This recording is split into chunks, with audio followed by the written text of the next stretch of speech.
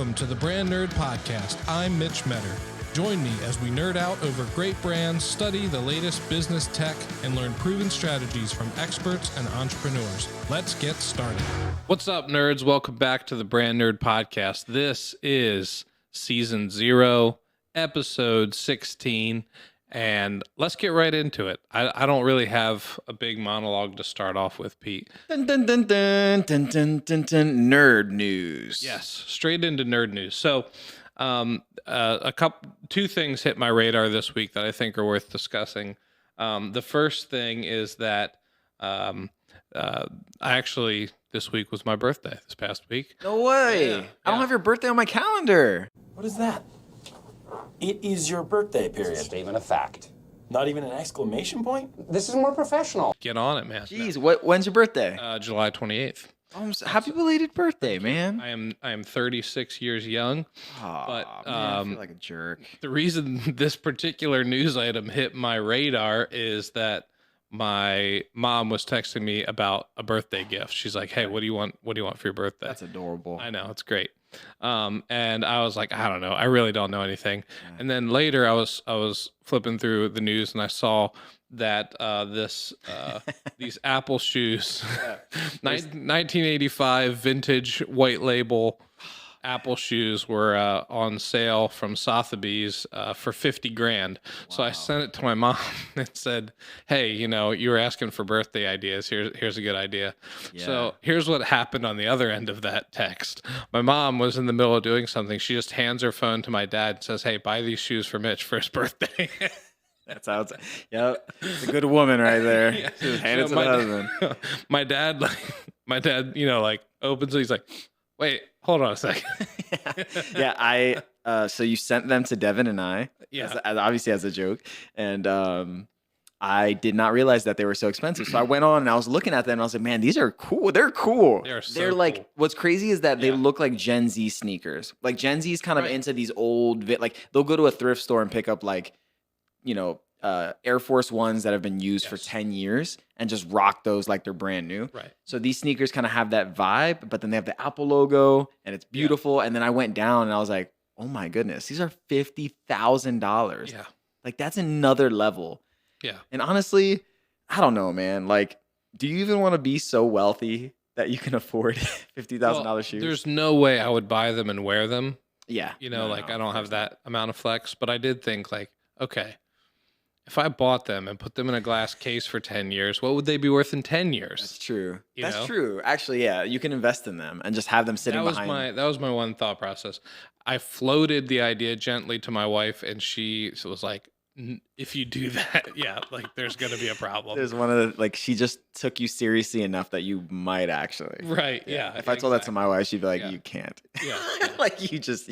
You can't even do that without taking out a loan. So anyways, that was interesting. That's cool. As I was doing a little bit of research on it, I realized in the 80s, Apple had all kinds of brand, I guess you could call it brand partnerships. A lot of it was white label though. Like they didn't have the actual brand on there. So look at this retro Apple computer merch. Wow. With all the, the rainbow logo from back in the day. So they've got these silver jackets. And the bomber jackets with the Apple logo on the front is actually next level. Yeah. So they got the bomber jackets. They got polos and hoodies and the shorts. The short runner shorts, from back in the day. Beach towels. Yeah. I mean, so they're rocking all kinds of stuff. Obviously some cool keychains and stuff in the visor. Here's my thing is that if they did that again, I know they have some merch at Apple Park. Sure. That's exclusive to there, but if they just ran some of this stuff back, all of that would sell out. All of it will. I might. Dude, it's all retro. Retro stuff is all retro is all sold out. Last week we talked about the NFL retro jerseys and stuff. A lot of those have been going on sale lately. They've just been it's crazy. Yeah, so I have a couple bids in on some mugs. So okay. On eBay, I'll let you know. Yeah, you got to be careful because if you win them all, oh man, that's a good problem to have. Here's a cutting board. Yeah, so I don't know. That just kind of hit my radar as these awesome shoes. So Next nerd news. Twitter is now X. Yeah, this is fascinating, man. Yeah. Thoughts? Well, first of all, like I think it's probably not a good idea. Like that's where I say probably not a good idea. But I think there's plenty of people talking about how it's not a good idea. So I just want to take it seriously for a little bit and like talk about how maybe it's a good idea. Yeah. Maybe. Yeah. So the first thing is Elon Musk has been on this X trip Yeah. since the 90s. Yep. And a lot of people don't realize that the letter X means something to Elon Musk. It's not just random, and we will share with you why. Well, he's on an expedition, if you will. Oh, Sure. wow. That was good. You're banned for 5 minutes. Yeah, that's extravagant. That's exciting. So here, his X on his license plate, and then he gets into talking about internet banking. Yeah. In 1999, he's talking about making the everything internet bank. Yeah. There, bigx.com. Yep.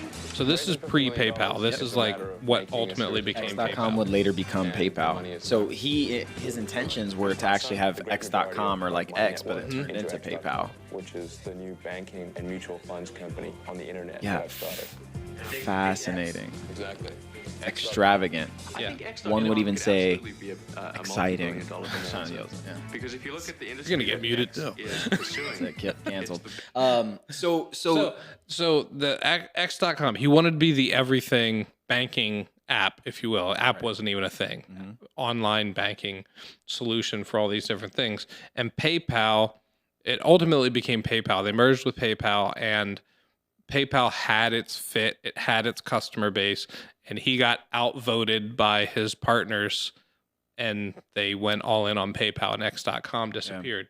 And obviously, SpaceX, Tesla has the Model X. He's got a kid with an X in its name. I'm not gonna pretend I know how to pronounce it. Yeah. But I think he calls him X for short. Yeah. There's actually a funny clip of him, like somebody saying like, "How's X?" or something. He's like, "What are you talking about?" And then he's like, "Oh, my kid." He doesn't even know. Well, it's funny because he has a bunch of kids, and they're like hashtag. and I don't think fatherhood is his top priority. I don't think so either. Let's take this seriously a little bit. X.com or X is actually a great name for the everything app, and I think there's a I don't know the name, but there's a Chinese app that apparently is the everything app in China. And I think he's got a Tesla factory in China. He knows China a little bit. And so I think he sees a path forward for an everything type of app here in the States or, internationally, the rest of the world or the Western world.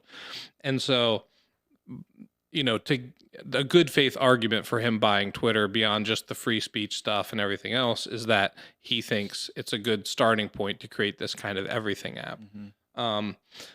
And so obviously we've covered some bad rebrands on here. We talked about Tropicana and how they botched the rebrand in 2009. Some other bad rebrands, just to kind of give some food for thought around why this might be a bad idea. Gap rebranded in 2010 to this logo with like a little square. Yeah. And it took them 6 days to switch back. Yep. I think Michael Beirut designed Gap. And Michael Beirut obviously is a big name in the design world. Yeah. And I think he designed one of his biggest flops in the sense that it wasn't that it was ugly. I think it was like a Helvetica, some type of grotesque Newhouse font, and it had the square in the background, and it just didn't work. Yeah. It just didn't work. It wasn't that it was ugly. It just didn't work. And it's amazing how sometimes it does and sometimes it doesn't.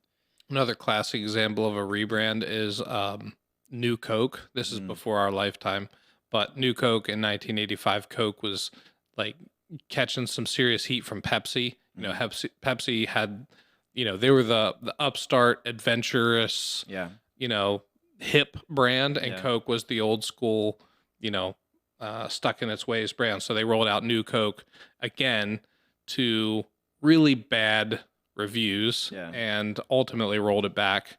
To where Coca-Cola Classic is is still around. And they've famously rarely ever changed their formula, whereas Pepsi changes it all the time. Yeah. It's it's interesting because even like, you know, you just talked about Gap, but the Gap logo now feels so timeless. Like it feels like, why would you ever want to change it? Mm-hmm. And yeah, I don't know. I don't want to get into the rabbit trail of or the rabbit hole. What's that? What's the expression? Rabbit trail or yeah. Is that right? Yeah. Rabbit hole, whatever. Like Saks Fifth Ave, that brand, they have upgraded over the years, but it's been so subtle. And they even just use like they have a very curly sort of scripty font.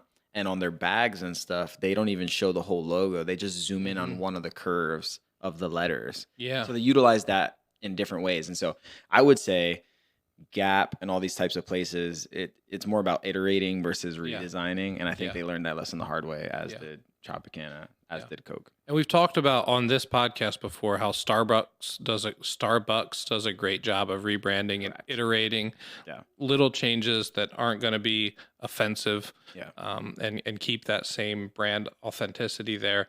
We've also talked about Apple over the years, and how they've done some great rebrands. Some other successful rebrands that we haven't talked about. One of my favorites is Old Spice. Yeah. So, you know, when I was a kid, my dad used Old Spice, and it was like this like tan, or muted yellow, white, you know, canister. Yeah. And, Exactly. you know, it was very old manish. Right. But in the mid 2000s, they did this rebrand, and they got much more exciting. They got Terry Crews dancing his pecs, and, you know, riding a tiger and whatever else. Muscle, muscle, muscle. What? Muscle, muscle, muscle. Black. Yeah. You know, and just this like non sequitur nonsense brand that became very fun, and they still embrace that to this day. Yeah. What kind of deodorant do you use? I use Old Spice. Me too. Yeah. What scent do you go to? I use their Timber. Okay. I've used Timber once. I typically get the Volcano one. Okay. Yeah. And then So I try to keep. This is a weird like personal. are you an brand thing. antiperspirant type of guy? No, or are I'm you not. I don't sweat enough to need that. Fortunately, the rest, or at least for my armpits, the rest of my body I sweat profusely. But you're not allowed to put antiperspirant on your face. So exactly. Yeah. But I use Timber. I've actually all of my scents are in the sandalwood family. My body wash, so I just kind of live in the sandalwood and Timbers. And it's cheap. I mean, to be honest, it's cheap and it works. So that's why I use that. And then, okay. So one thing I wanted to mention is that this is not the same thing. Going from Twitter to X is not the same thing as going from Old Spice to Old Spice. No, this is eliminating an existing brand altogether. right.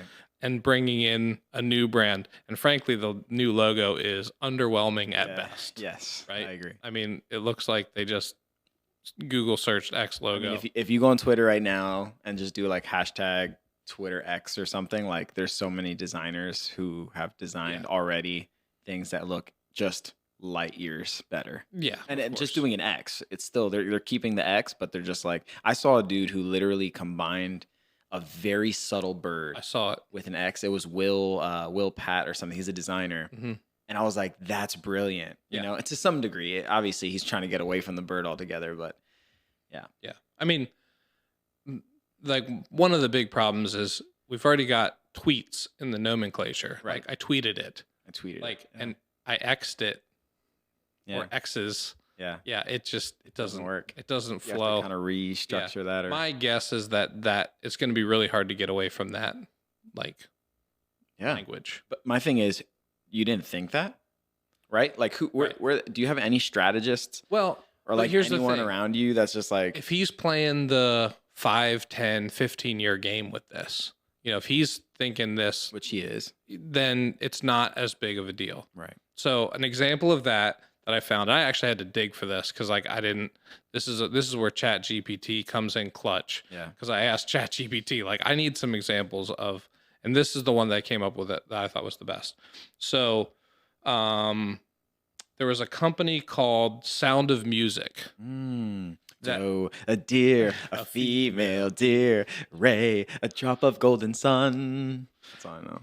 Me, of name. Yeah, all right. So I can do the whole thing. I can do the whole thing too, I think. Oh, I definitely can. Okay. Thank you, Mrs. Weaver, my elementary school teacher. We had to sing that all the time. Music teacher. Shout out to Miss Weaver. Yep.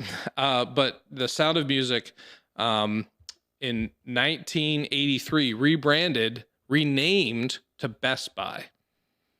Okay. Yep. Wow. Yes. So they were primarily, like a record shop, audiophile shop, and they rebranded to Best Buy. Incredible. And we still know Best Buy to this day. Yeah. Yeah. So that's a great example of something that actually worked. And I can show you the old logos here. Sound of Music. There There you go. I call myself. So here, 1966 started The Sound of Music, and then you can see the Best Buy. Yeah. What's crazy is that I actually remember the 1984. I've seen that somewhere. Okay. Like on a hat or something. Like I've seen people rock that. Yeah, I don't remember anything before the 1989. Like that was the first time I saw Best Buy is when it was that. It opened in Lancaster. Like I don't think I had any awareness of Best Buy before that. That's sweet, man. Before Best Buy, the place was Circuit City. That was the one that I knew of, and of course they went bankrupt. What's cool is that the yellow and black has stuck around. Mm-hmm. I don't love their new logo, to be honest. I don't love the typeface. Yeah. There's something about the S. There's a little like. Oh, I see that. I almost want it to be a little bit more perfect. Like a little bit like. I don't know, like right there. You're talking like kerning? Yeah, kerning, and also just like the S feels like it's just chopped short. Yeah. So it's little things, but anyway. The little tag feels a little awkward too. Yeah, like it should be like it can like hang off or just kind of flow somewhere a little nicer. Yeah. I don't know. But regardless, I actually like their 1989 one, to be honest, better. Yeah. But regardless, I think the fact that they understand iteration, they understand brand recognition, they understand all those things, and they're able to apply those. You when we go into Starbucks after they've rebranded, you go in and you're like, something feels fresh. Like you know something happened, but everything still feels the same. Yeah. That's how a good, brand refresh or brand iteration should be. Someone should be able to pick, like someone with a keen eye for design, even not a keen eye, should be able to walk in and be like, something feels different, but this feels familiar. Yeah, that's a great way to put it. There are two other Silicon Valley companies that have changed their corporate name. Facebook is no longer Facebook. They're Meta. Yep. There's Facebook, the app, the platform, that's still Facebook. Right. But the company is Meta. Yeah. And in the same way, Google is now Alphabet, the holding company above Google and YouTube and all these different things. I heard that Facebook was switching their focus away from Meta, like the metaverse a little bit. Away from the metaverse maybe, but not away. I mean, they're still called Meta. They're still called Meta, yeah. I think just away from the metaverse, which is interesting because that was their big thing. That's why they call themselves Meta. I didn't hear anything about that. Anyway. I know with AI, everybody's kind of rethinking the future right now. Right. I just think that Meta was to me, I liked it. I thought the brand was beautiful. I thought their execution of the brand. You're talking about the logo, or like the logo, the visual, the visual ID of Meta. Like I thought they did that really well. It felt Facebooky, like it felt like Silicon Valley, big tech, And I loved like some of the animations that the little pretzel thing does. Okay. I mean, it kind of looks like a pretzel to me, to be honest, or like a controller or something. Yeah. I just thought they executed well. Whether you like it or not is one thing, but I think they did a good job. They separated. What I love is that they provided clarity between the application of Facebook to their company. Yeah, that was the biggest tension. Yeah, is we're Facebook and Facebook brought to you by Facebook. Yeah. Like here's our Facebook app brought to you by Facebook, Instagram by Facebook. It's just so there's no clarity there. And I don't know that Meta cleans up a lot in terms of clarity, but it actually. Like I have to remind myself of this when I'm working with clients who have what I think are, some brand inconsistencies, particularly if it's a company that has multiple services or multiple products that they're in. It doesn't like the visual part of it, like the brand hierarchy that we can get really nerdy about and get really obsessed over really is not as important in some instances. when you're talking about somebody like Facebook, Meta, these products are established, and you're going to have to really like mess it up to brand it away from people. Yeah. And in the same way, I think that's what Elon Musk is counting on with X. Yeah. And to his credit, X is a great name for the everything company. Mm-hmm. It's X. I X mean, that's marks what you the say. spot. We literally say that, like, if you're trying to fill in without saying a number. So you'd be like, oh, someone charged you X for something. Right. And you It's like the go-to variable correct. in your, algebra equation. Yeah, I think it would be sweet to have an app where, I don't know. I mean, I know he wants payment to be there. He wants like, because that's how that app works in China. It's like you can pay people through it, like almost like PayPal or Venmo. You can tweet from it. Essentially, there's messaging, private messaging, there's video calling. All of that is in one app, and I think that's essentially what he's trying to go for. Yeah. I don't know. To me, I like it. I agree with you that logo is underwhelming. I just wish they thought through the rollout. Like, Oh yeah. There's no. I mean, he literally said like on one night. but no. What is it? All press is good press. I mean, they're getting tons of press. out Yeah, of it. and in this instance, you're right. It is. I just think like you have access to quality people, and it's like, let's just think about this for a little bit and actually create some like there. It felt like there was no branding around it. Literally, it was just a JPEG 1080 by 1080 with this X on it. Right. And then of course he put it up in San Francisco on their headquarters. Yeah. And then the city of San Francisco, like all of the people there were like, hey, we're going to take it down because you're not supposed to do that. Which obviously they don't like Elon Musk. That's a political thing where like he's fighting for one thing. Right. They think he's, the Antichrist or the devil. Sure. In their eyes. Rubs them the wrong way. Yep. So I feel like that was more of a political thing. Like, we're going to just do this because we can. But anyway. It was like, I saw a picture of somebody who lives right across the street. Like super bright. like somebody was like, it was an interesting tweet thread because it was like, somebody tweeted something along the line. We are saying tweeted. Yeah. Somebody X'd along the lines of, man, it would suck to live across the street from that. And somebody like posted a picture like, yeah, that's me. And I mean, it was like even, like the picture out his window was like dead even with it. Like he wasn't like up a couple floors, down a couple floors. Yeah. It was like straight across. So much, like it's just daylight in your house the whole, even in the middle of the night. That would drive me bonk, especially because it like kind of like blinked and pulsed and everything else. No, you know what? I take everything I said about it being political. I think you can't just throw up a building. Like, I mean, if you're in a city, you can't just do anything. There's restrictions and stuff. So, but again, true. No press is bad press. Yeah. And so, this kind of goes back to like, or let's wrap up nerd news and transition into some stuff for local service brands. I think the idea here is that you've got a war for your attention at any business, which is you've got marketing versus operations. And another way to put that is like, how do you sell the stuff? How do you make the stuff? Those two, or how do you deliver the stuff? Like those are the two pieces of every business. And it's hard, you could put a third category in there, which is like the financial part of it or something, but that can live under operations as well. So like, that's kind of a very simplistic way of looking at a business. And I live in marketing world. I run a business, so I understand some things about market or operations. I don't claim to be an operations expert. When it comes to marketing and branding, that's where my expertise lies. And, most people are good at one or the other, and so, when you're Facebook and you've got all these different products that are successful, and services too, with their ad services and everything. If you change to Meta, like it doesn't hurt you that much. We'll see with Twitter to X. We'll just see with that. But the reason I love to talk about brand when you look at marketing and operations is brand touches everything. Yeah. Your brand, if you're really good at marketing, you can get too many customers, but if you don't deliver, it hurts your brand. Right. And in the same way, if you're really good at operations, you could have an exceptional brand, but only a few people know about you. Right. And so when you get both right, I think that's when you can start to talk about you have a brand. Right. Yep.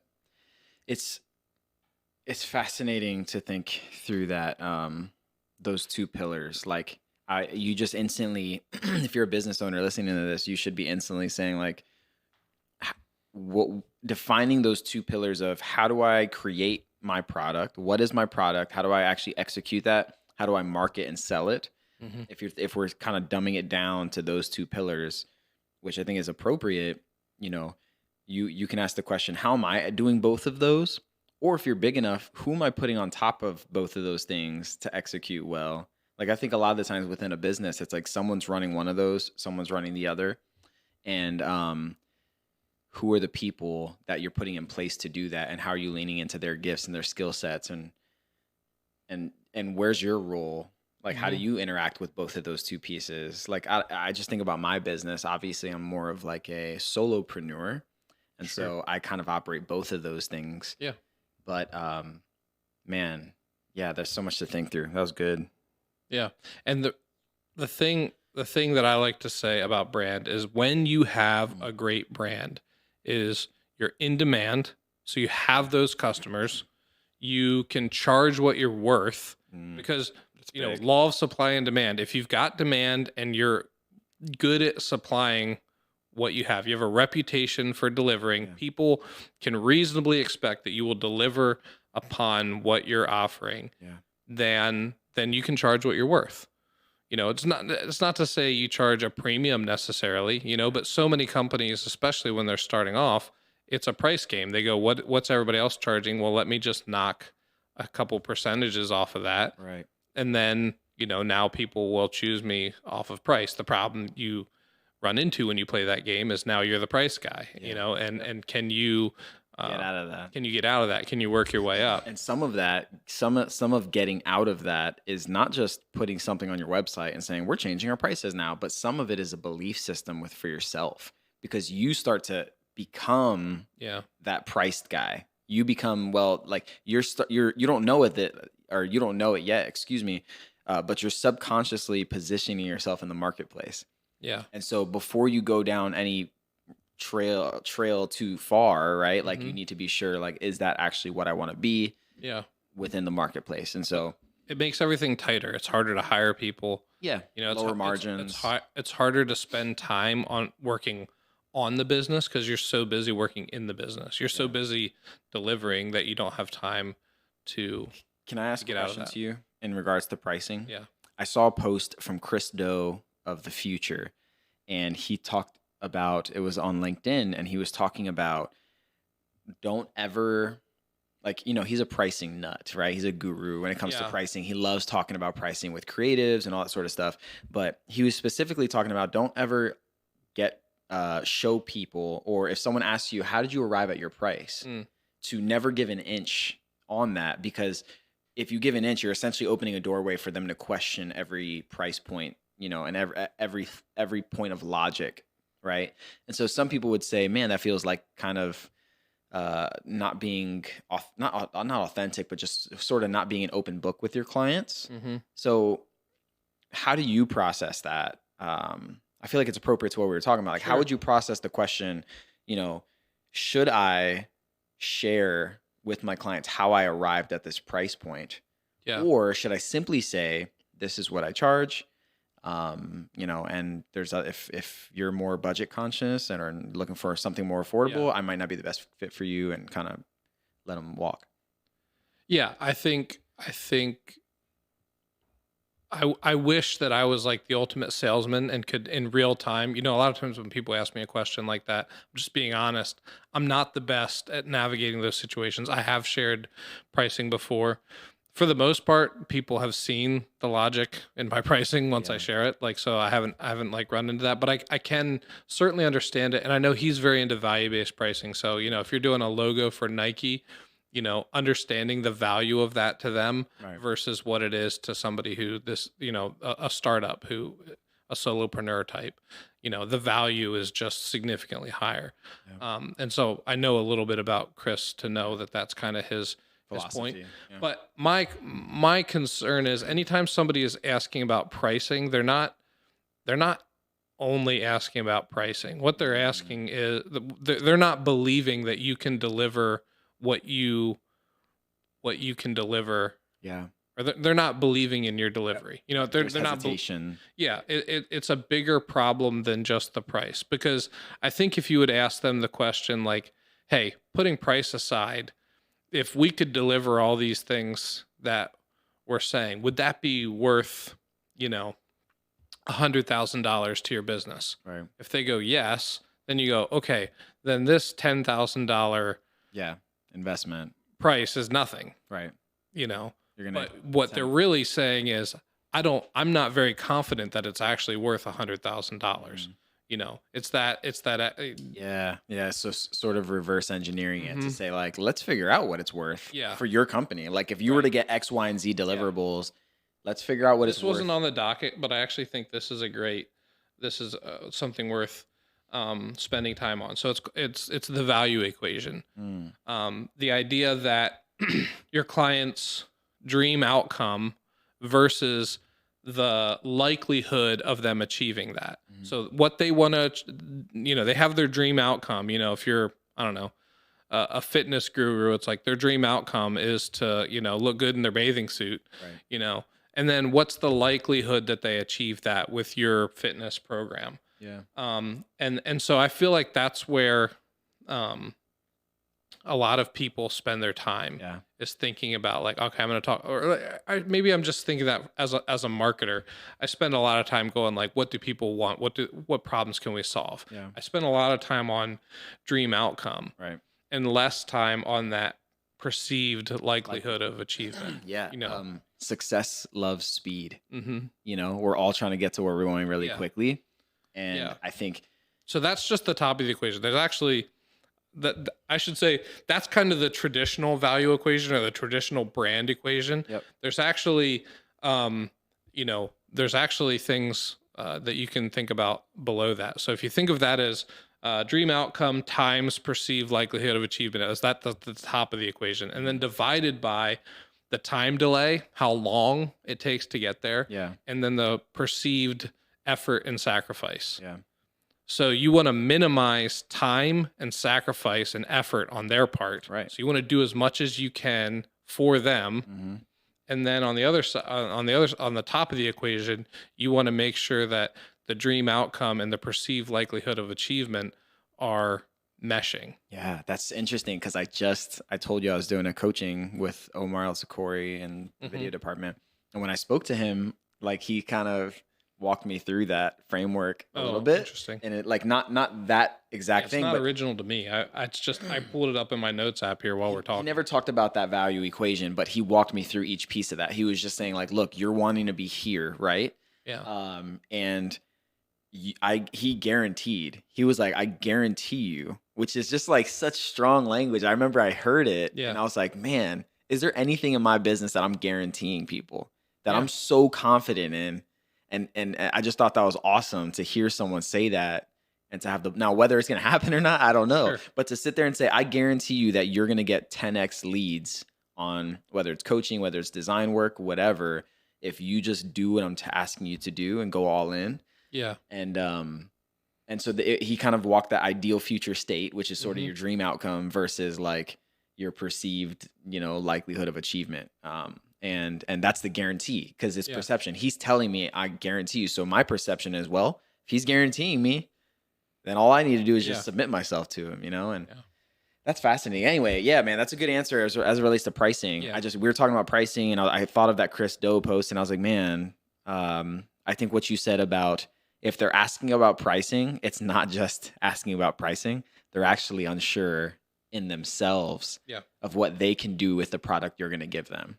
Yeah. So all in all, really, yes or no, what do you do if someone says, I want to know your pricing? You're more likely to share that with them is what you're saying? No, I don't share it with them anymore. I have in the past.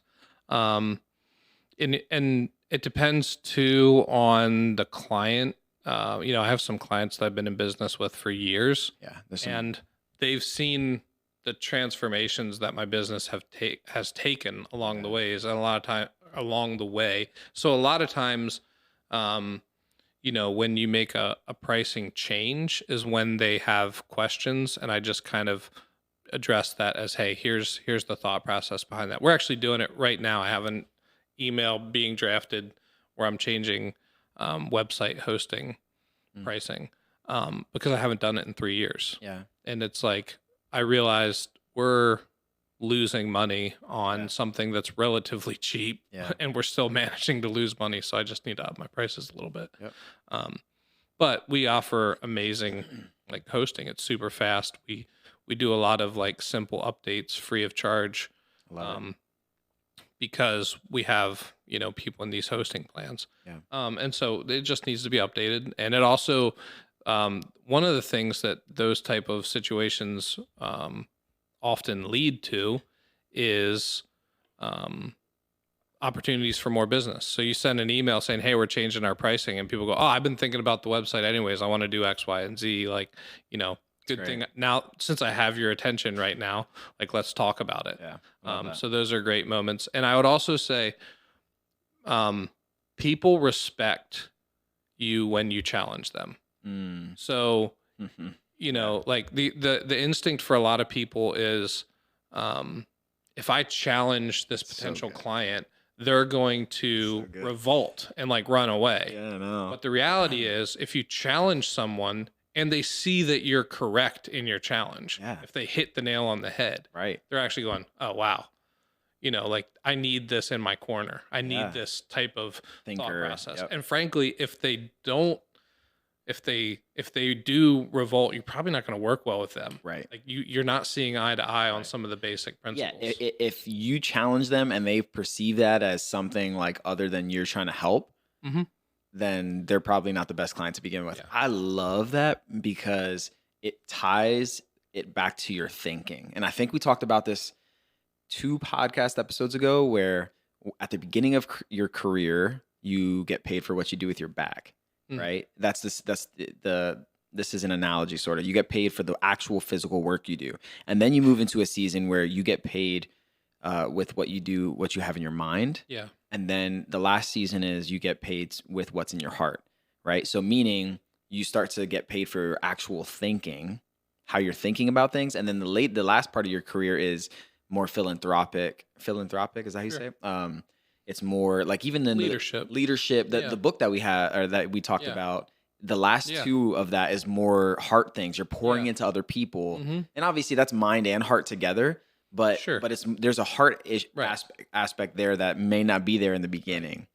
Right. But a good leader is forming people. They're bringing the best out of people. Right. And that's not just logic. It's heart transformation too, and doing some of that work. Doing it the right way. If you're doing it the right way. It's very idealistic. But nonetheless, what you're saying is people can walk away from those conversations being like, I need to think more like this. And that actually tethers the thought. You're offering them a thought that's challenging to them, but that's going to tether that thought back to you because you're the source of the thought, which means they're ultimately going to say, I need this type of person around me.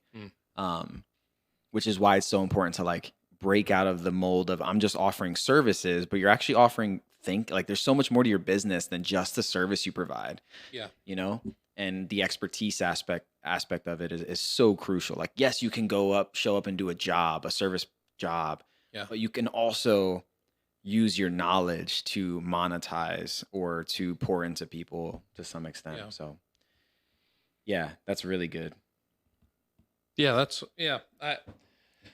it actually goes hand in hand with the last thing I wanted to talk about, which is,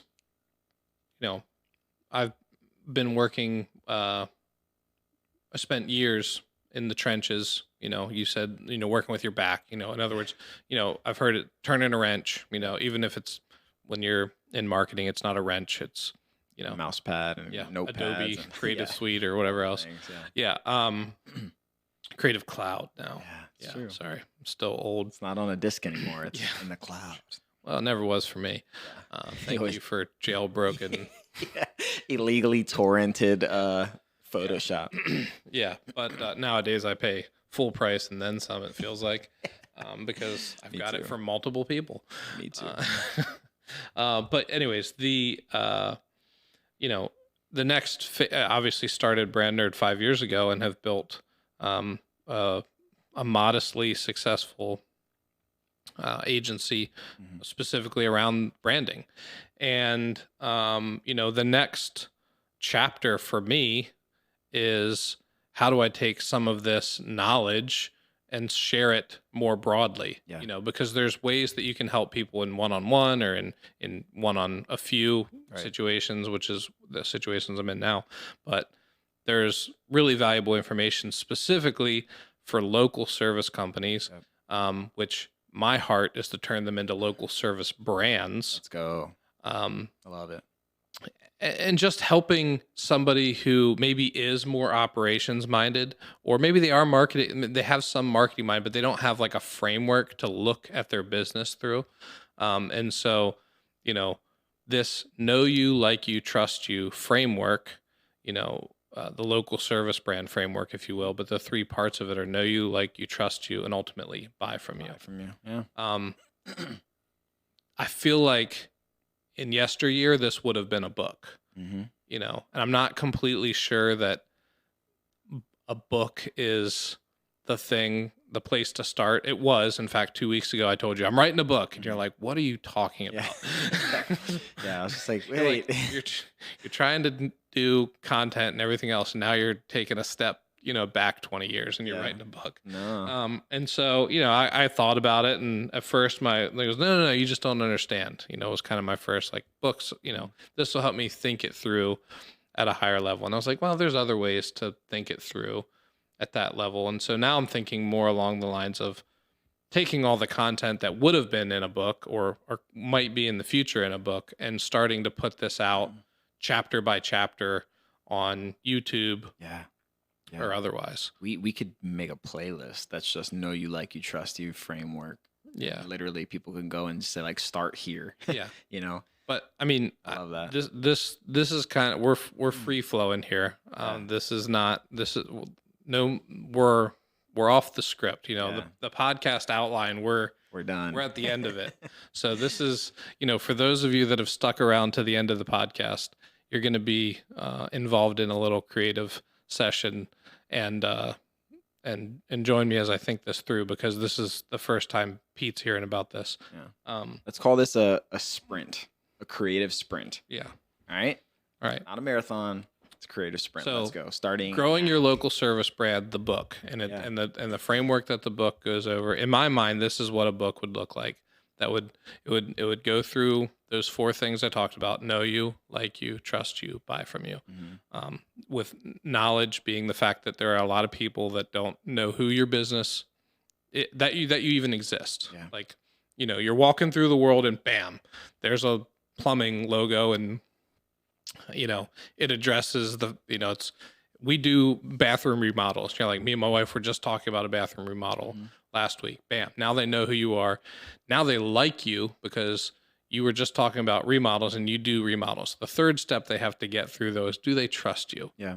And so as a business owner, are you thinking through know you, like you, trust you? And then the 4th part being buy from you. And how do you make it easy for people to buy from you, essentially? Yeah. When it comes to buy from you, I feel like that's just an ease thing. You want to make that as easy and as seamless as possible. Checkout, literally, what is your checkout process? Sure. But outside of that, to me, buy from you is a byproduct only. Yeah. Right? There's a reason why, to me, it's know you, like you, trust you. That's where the real true marketing framework is. The buy from you is brand. It's ease of how do we do this. And frankly, that's not even where. This is just the marketing side of the equation. Once you get to buy from you, you get a little bit into that operations. That's kind of the beginning of the operations. Yeah. We're not talking about delivery or any of the follow-up after that. We're talking about know you, like you, trust you. Yeah. And I think that's the place that I can shed a lot of light. Yeah. Make these concepts super clear for local service company business owners or operators. And so, here's where my mind's going. I'm even saying do we rebrand everything? We're in season 0 of the BrandNerd Podcast. Yep. When we hit season 1, is it even called the BrandNerd Podcast? Or is it called growing your local service brand? Yeah. Is it? I think BrandNerd is super appropriate. like it makes sense. Yeah. But there is something that from a clarity standpoint, that if you had a podcast that was called the local service brand or whatever it is, like growing your local service brand is kind of the name that I've kind of settled on. I haven't workshopped it at all. Yeah, but something to that effect is extremely clear. Yeah. It's hand fed. It's like, you know exactly what the content's going to be. And so I really like that. It's funny. I used to be more into like, let's be clever. Let's kind of find a cool angle. And I think that's good at times, but there's sometimes where you just need to say what you're talking about and what you're doing. And I think this isn't one of those instances. I was just going to say that what I love about the know you, like you, trust you framework is that it can be applied to everything. Yeah. It can be applied to your website. Like if you're going to do a truck wrap, yeah, you can literally look at that truck and say, we need to have something on there for them to know us. So likely some sort of logo or whatever, picture, to like us. What's the thing that's actually going to make them like, oh, like they do it 24 hours guaranteed. Like what's that like you thing that sets it over the top? And then what's the trust aspect? And you can sort of trust is difficult on a wrap. Yeah, right. But you can apply that framework, is my point, to every single project. Say like, okay, so this is the visual I have in my mind for this. It's like let's say your customers. There's two sides of a chasm. You know, you've got customer on the left side. You've got buy from you on the right, and you've got 3 steps in between, you know, like big pillars or something, you know, but if they miss, they fall into the chasm of not going to be your customer, you know, wasted opportunity. And the more that you can do in that know you, the bigger that landing base gets for them, you know, so they can jump to a bigger landing zone. And the more you can do on like us, then they have a bigger jump to that. The more you can do on trust us, they have a bigger jump to that. And then obviously, like the buy from you, like that's the visual I have in my head. It's a perfect visual. When I think about that, I think of you on stage giving a talk. I literally, every time you talk about this, I envision you on a stage giving a talk with an animated, like you explain it to everyone and you'd be like, all right, so now for all my visual people in the room, because this is how I am, let me show you what this looks like. And you literally have these little characters and you have an animator animate this whole thing. And you're talking about it as it's being shown. And I'm like, that's such a good visual. What I was going to say about trust, you were saying it was hard to build trust on a wrap.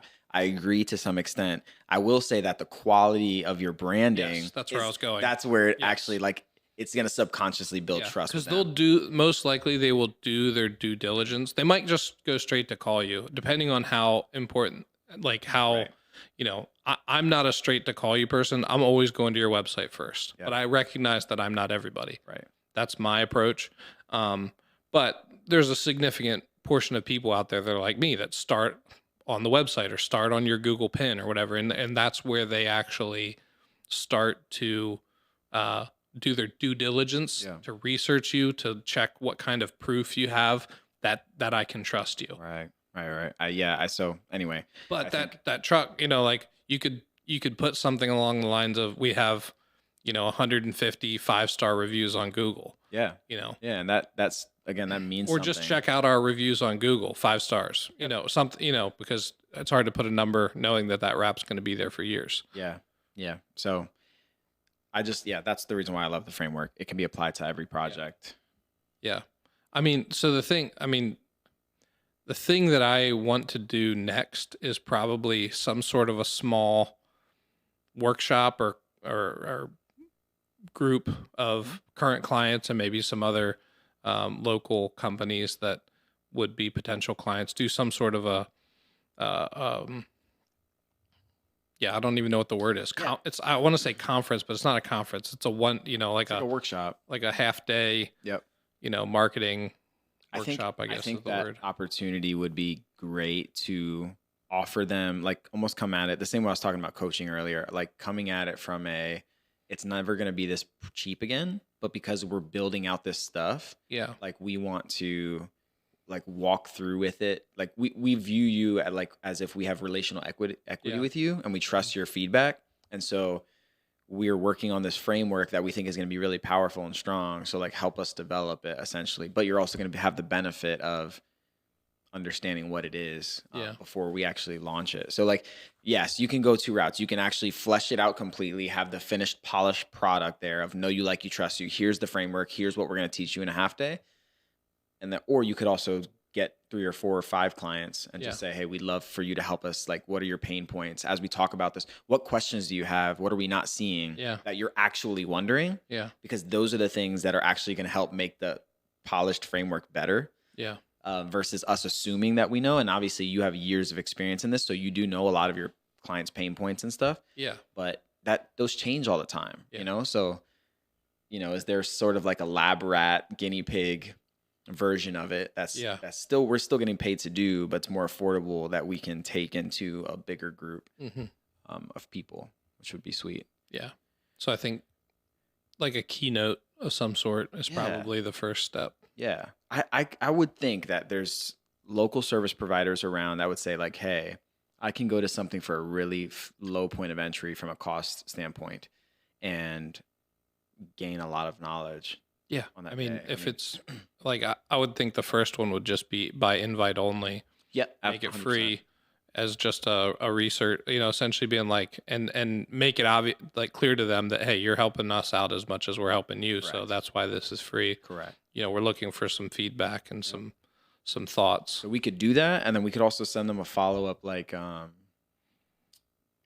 like a questionnaire, really simple, but just to get like general feedback from them. Like, hey, they have opportunity to speak into it on obviously the day of, but then also they sit with it for a week. And as you have any more questions or something, like send it our way.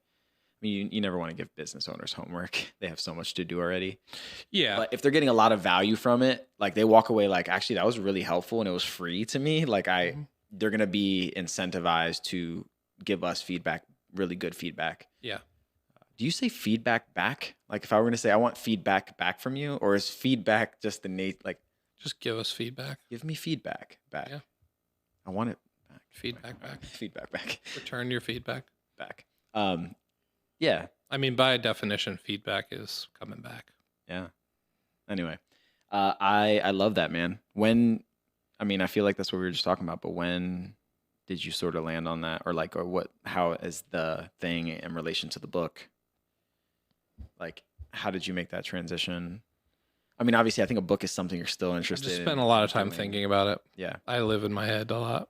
I think a book would still be great. It does. I think everything you said about it in the last or 2 podcasts ago is it establishes you as an authority to some degree. And I think that's true. I think some sort of mentorship or workshop would also do the same thing over time. I think that framework can sell, man.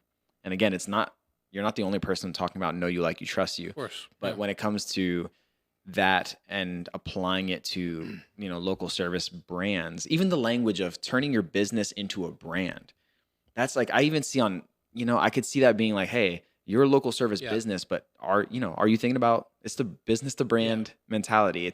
You've been saying the same thing for a long time. Yeah. In different ways. Yeah. Like it was business to brand. That's going to be the thing. And then it's this. Well, it's all part of the same thing. It's all part of the same thing. So like at the core of it, it just keeps getting more and more refined, which is exciting to me because you keep revelation, and you keep like seeing, and you're like, okay, I'm getting more clarity. Down.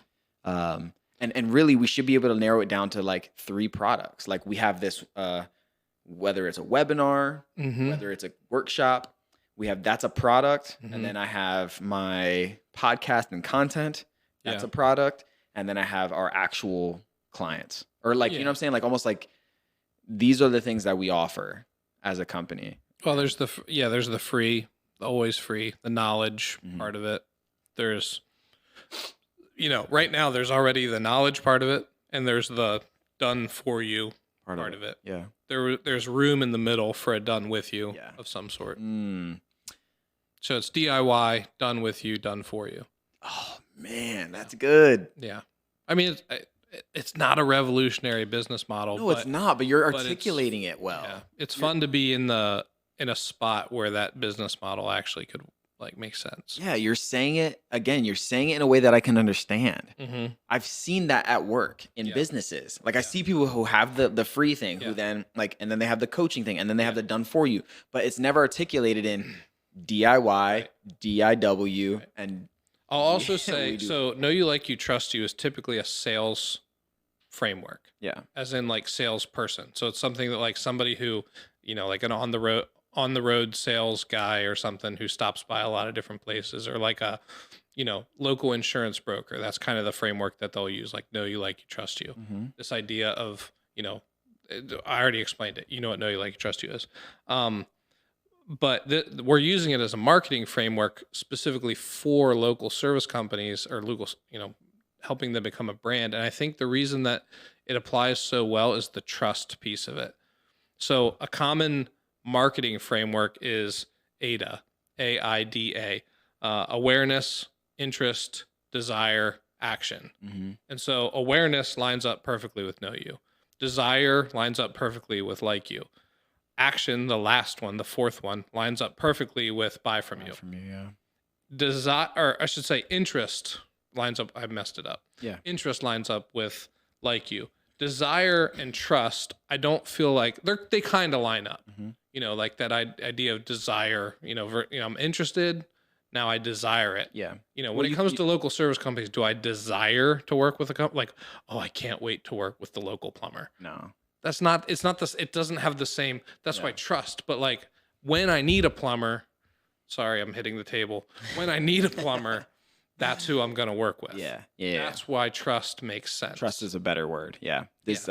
Again, not a revolutionary concept, but described in a way that makes sense. It's why I love StoryBrand when it comes to messaging, and will continue to use StoryBrand for messaging. This is not a messaging framework. Yeah. Like this is a marketing strategy framework.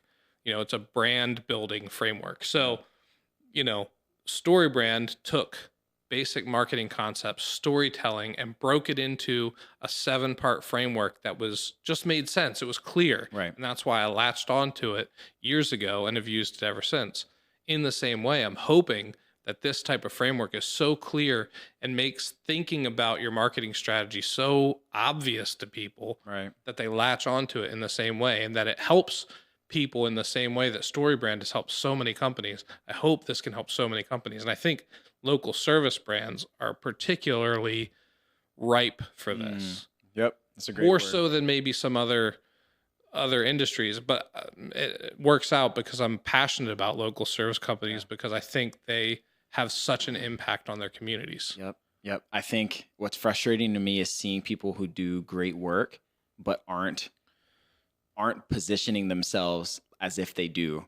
Right. Like you go on their Instagram, you go on their things, and you don't get to see some of what they're actually doing really, really well. And so I think it's frustrating to me. And so I just like desperately want to help some of the local service providers with their websites. Right. Like, actually thinking through what they're saying. I don't know. I've worked with a lot of companies who come to me and they go, well, we just redid our website, so like we don't need to do that. And then you go on your website, you're like, yes, this is a solid website from a technical standpoint, but you have done nothing to think about, or close to nothing to think about, why should anybody buy from you? Right.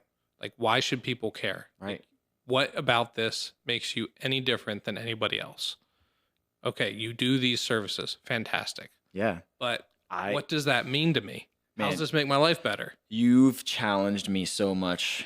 Even Know You Like You Trust You, I've been trying to apply to my website. And before I just did this little facelift to it that I'm working on, you saw a little bit before we started the podcast, I just had it was like Pete Design, and then like my work. And I'm just relying on people to show up there, instead of like taking time to actually have these headlines that say, here's what I do as clearly as possible. And certainly I have a long way to go, but I'm looking at Know You Like You Trust You. Like I literally was scrolling through my homepage and I'm like, does this say, I know what you do, right? I know who you are. And then I show my work, and that's hopefully like you. They say, wow, he does good work. Yeah, I like him. And then, some element of trust. So even trust could be offering a free product. Or a free like downloadable PDF or something like, hey, this is free for you. Like that's a way to build trust with someone. They're also trusting you with their email. Yeah. And then buy from yours like that. We talked about the value equation that, you, by putting examples of your work, you are helping them see that it's reasonable for them to expect that they'll get what they want. Yeah.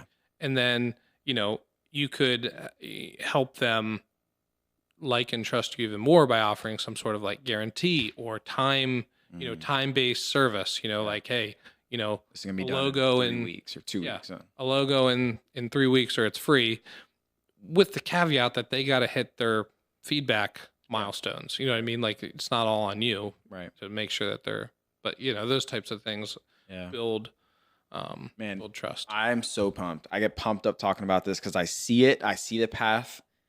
And I just want to encourage anyone who's listening to this who has a business, or you're even side hustling right now, to make the leap into business owning and stuff. It's like, stay locked in here, because what we're talking about with Know You, Like You, Trust You is going to be a common thread throughout everything. And I guarantee you, if you start applying that to your thinking, you will be better in every sphere. Like, you really will.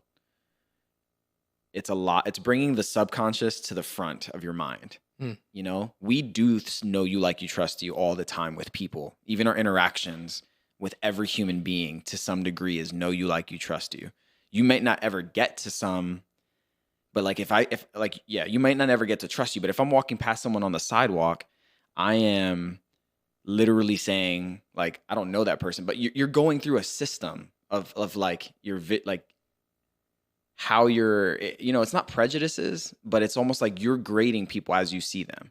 So there's a flow there that's happening. And I think Know You, Like You, Trust You, I say that to compare it to, people are already going to your website and walking through some type of progression of, do I know you? Do I like you? Do it? But you're bringing all that subconscious stuff to the front and saying, we're going to lead with that.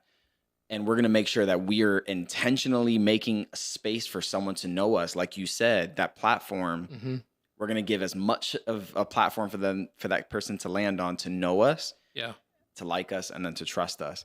Imagine jumping on a thing that's, 5 by 5, a little pillar, and you have to land there and balance really quick because you might fall. That's not, you're going to get maybe one person who's super balanced, but everybody else is going to fall off. If you do the work, you can have a bigger platform to hold more people. I'm going to go do push-ups after this podcast. I'm pumped. Oh man, that's good. I think we'll wrap it up right there. I would love to hear feedback from listeners who made it all the way to this part of the podcast. Do you know Colin and Samir? Yeah. They have a podcast that I've been listening to. It's called Creator Support. Yeah. And they call the end of their podcast the deep end. And they go, if you made it to the deep end, here's your feedback. And I was like, oh, I love that. Yeah. I love that. So we'll have to come up with our version of the deep end. But if you're at this part of the podcast, that means your floaties are off. The floaties are off, baby. Yeah, exactly. I'd love to hear your feedback. You can do that. BrandNerdPod.com will take you to our website, or our podcast landing page, and you can leave a Spotify voicemail. You can email us at hello@bnpod.com. We're still waiting on our first voicemail, our voice message. I'm pretty sure we haven't had any, but the funny thing is I have talked to some people in real life that have said they've been tempted. So okay, leave us a voice message. Yeah. I want to answer some questions. Heard that more than once. Yeah. But a lot of them are like, they're not even marketers, so or they're not business owners. But anyways, that's for what it's worth. Hit us at those places. Subscribe to us on YouTube, on your favorite podcast app, and leave us a review. And until next time, stay curious. Thanks for hanging out. See you. If you enjoyed this Brand Nerd podcast, be sure to subscribe so you never miss an episode.